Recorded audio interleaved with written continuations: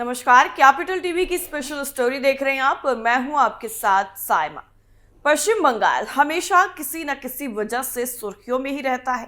कभी घोटालों की वजह से पश्चिम बंगाल के सीएम ममता बनर्जी की कुर्सी खतरे में आ जाती है तो कभी उनके करीबियों पर शिकंजा कसने लगता है। लेकिन इस बार पश्चिम बंगाल की सुर्खियों में आने की वजह से हर कोई हैरान है, जिसके बारे में शायद किसी ने कभी सोचा भी नहीं होगा। पश्चिम बंगाल में वो हो रहा है और अब खुद इस पर कोर्ट ने संज्ञान लेते हुए जमकर फटकार लगाई है। तो क्या कुछ है पूरा मामला, सब कुछ आपको हमारी स्पेशल स्टोरी में बताते हैं। कलकत्ता हाईकोर्ट में एक याचिका आई और उसने एक नई बहस छेड़ दी। इसके साथ ही पश्चिम बंगाल को लेकर कई तरह के सवाल भी खड़े हो रहे हैं। दरअसल इस याचिका में बताया गया है कि हिरासत में जेल में रहने के दौरान ही कई महिला कैदी गर्भवती हो गई। मुख्य न्यायाधीश टी.एस. शिवज्ञानम और न्यायाधीश सुप्रतिम भट्टाचार्य की पीठ ने इस याचिका पर सुनवाई की। याचिका में यह कहा गया कि जेल में रहने के दौरान ही महिला कैदी प्रेग्नेंट हो रही है। विभिन्न जेलों में पहले से ही 196 बच्चों का पालन पोषण हो रहा है। साथ ही ये भी मांग की गई है कि महिला जेलों में पुरुषों की एंट्री प्रतिबंधित की जाए, यानी बैन की जाए।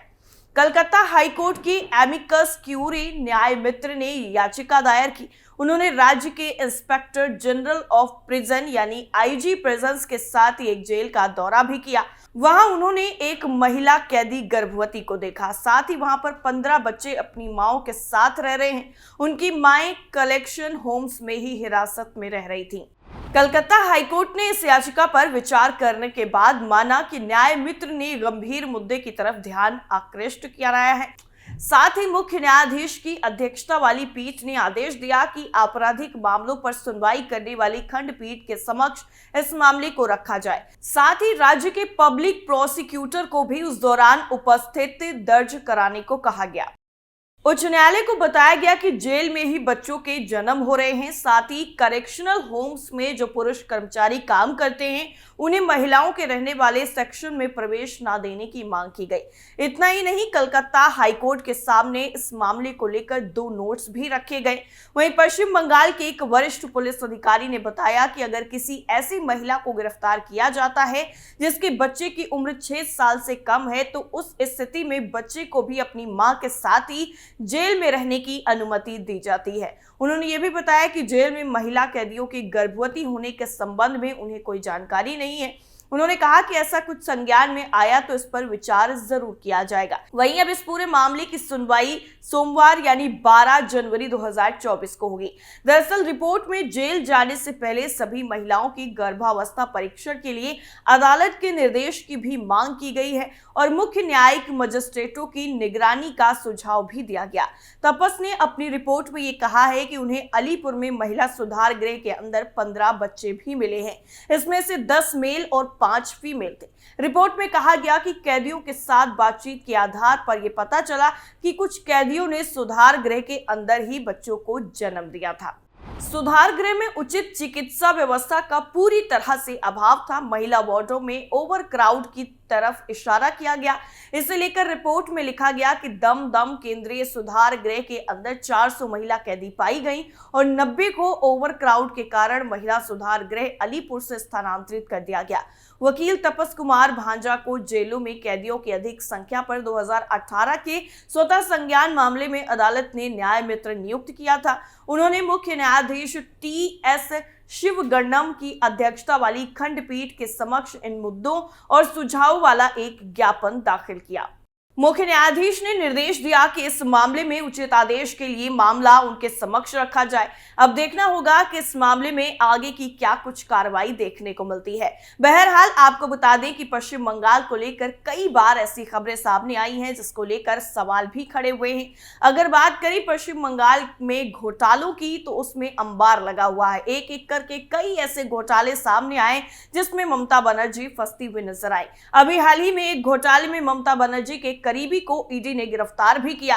राज्य में करोड़ों रुपए के राशन वितरण घोटाले की जांच के मामले में पूछताछ के लिए प्रवर्तन निदेशालय के अधिकारियों के सामने फरार टीएमसी नेता शाहजहां शेख पेश नहीं हुआ। एजेंसी के एक अधिकारी ने मामले की जानकारी दी। अधिकारी ने यह भी कहा कि शाम को शाहजहां शेख के वकील ईडी कार्यालय पहुंचे और इस दौरान अधिकारियों के सामने पेश होने के लिए और वक्त भी मांगा। मामले से जुड़ी जानकारी देते हुए ईडी के अधिकारी ने कहा कि आरोपी टीएमसी नेता के वकील के आग्रह को एजेंसी ने अस्वीकार कर दिया है और उनके वकील को वापस भी भेज दिया गया। जांच सिलसिले में पूछताछ के लिए शाहजहां शेख को ईडी का यह दूसरा सम्मन था। ईडी अधिकारी ने कहा कि टीएमसी नेता पूछताछ के लिए हमारे कार्यालय नहीं आए। हमारे अधिकारी सवालों के सेट के साथ उनका इंतजार करते रहे। आपको बता दें कि ईडी की एक टीम कोलकाता के पास सॉल्ट लेक इलाके में सीजीओ कॉम्प्लेक्स में एजेंसी के कार्यालय में पश्चिम बंगाल के उत्तर 24 परगना जिले के संदेश खाली के टीएमसी नेता का इंतजार करती रही।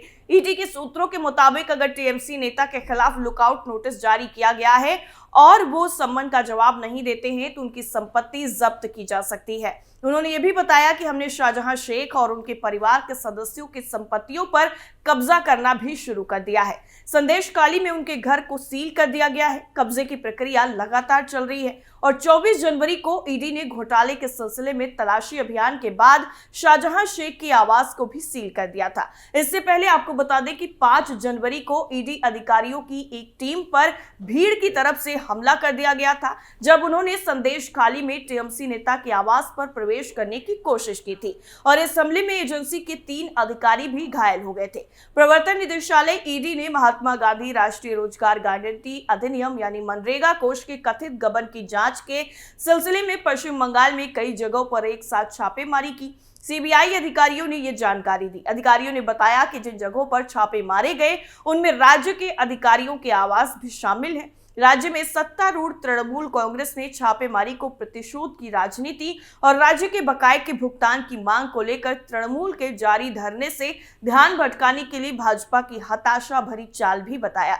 वहीं भारतीय जनता पार्टी ने कहा कि ईडी जैसी केंद्रीय एजेंसियां स्वतंत्र रूप से काम करती हैं, लेकिन वो कार्रवाई का स्वागत करती है। अधिकारियों ने बताया कि ईडी सॉल्ट लेक के आईए ब्लॉक में पश्चिम बंगाल सिविल सेवा WUBCS के एक अधिकारी के आवास पर छापेमारी कर रही है। उन्होंने बताया कि अधिकारी पहले हुगली जिले के धनियाखाली में खंड विकास अधिकारी के रूप में तैनात थे।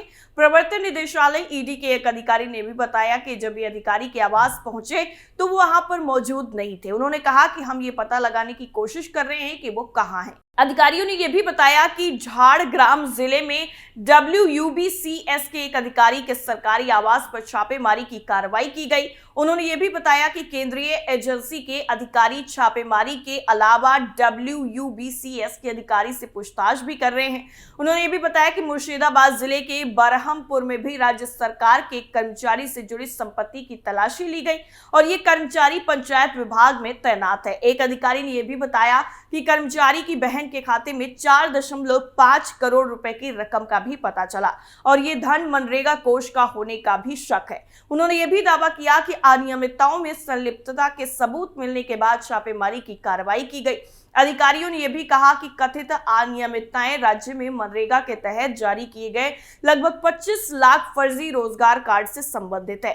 छापेमारी पर प्रतिक्रिया व्यक्त करते हुए तृणमूल की वरिष्ठ नेता शशि पांजा ने कहा कि ये राज्य के बकाया की मांग को लेकर तृणमूल के जारी धरने से जनता और मीडिया का ध्यान हटाने का एक प्रयास है। ये प्रतिशोध की राजनीति का एक स्पष्ट उदाहरण है। हालांकि पश्चिम बंगाल भाजपा ने इन आरोपों को निराधार बताते हुए इन सभी आरोपों को खारिज कर दिया। भाजपा नेता समीक भट्टाचार्य ने कहा, वास्तविकता यह है कि तृणमूल भ्रष्टाचार में आकंठ डूबी हुई है। लगभग हर नेता भ्रष्टाचार के आरोपों का सामना कर रहा है। विपक्ष के नेता शुभेंदु अधिकारी ने संवाददाताओं से बातचीत में कहा कि ईडी का हस्तक्षेप तब हुआ जब राज्य पुलिस फर्जी जॉब कार्ड जारी करने के मामले में कुछ जिला अधिकारियों और पंचायत सदस्यों के खिलाफ दर्ज 100 से ज्यादा प्राथमिकी पर एक भी आरोप पत्र दाखिल करने में विफल रही। अब हर गलत गलत काम करने वालों को न्याय के कटघरे में लाने के लिए जांच का दायरा बढ़ाया गया है। नंदीग्राम के भाजपा विधायक ने आरोप लगाया कि हमारी जानकारी के मुताबिक बड़ी संख्या में बीडीओ, मनरेगा पर्यवेक्षक और तृणमूल पंचायत सदस्य शामिल हैं। उन्होंने कहा कि प्रधानमंत्री ने कल जो कहा था मैं उसे दोहराता हूं, जैसी केंद्रीय एजेंसियां स्वतंत्र रूप से काम करती हैं, उन्होंने धन शोधन रोकथाम अधिनियम के तहत जांच की। इस पर हमारा कोई नियंत्रण नहीं है, लेकिन हम चाहते हैं कि सभी चोरों को सजा मिले। यहाँ पर यह भी जानना जरूरी है कि तृणमूल के वरिष्ठ नेता पार्थ चटर्जी, ज्योतिप्रिय मल्लिक और अरुव्रत मंडल को केंद्रीय एजेंसियों ने भ्रष्टाचार के अलग अलग मामलों में पहले ही गिरफ्तार किया है और हाल ही में केंद्रीय एजेंसियों ने नगर पालिकाओं में भर्ती के सिलसिले में भी खाद्य एवं आपूर्ति मंत्री रतिन घोष और शहरी विकास मंत्री फरहाद हकीम के आवासों के साथ ही अलग अलग जगहों पर भी छापे मारे थे। केंद्र की तरफ से पश्चिम बंगाल के बकाये को तत्काल मंजूरी देने की मांग पर दबाव बनाने के लिए तृणमूल मध्य कोलकाता के रेड रोड इलाके में डॉक्टर BR अम्बेडकर की मूर्ति के पास धरने लगातार जारी हैं। मुख्यमंत्री ममता बनर्जी ने 2 और 3 फरवरी को धरने में हिस्सा भी लिया था, जबकि पार्टी के बाकी सदस्य 13 फरवरी तक इसे जारी रखने वाले हैं। अब देखना यह होगा कि इस मामले में आगे क्या कुछ कार्रवाई देखने को मिलती है। इस रिपोर्ट में फिलहाल के लिए इतना ही। बाकी खबरों के लिए आप बने रहिए कैपिटल टीवी के साथ। नमस्कार।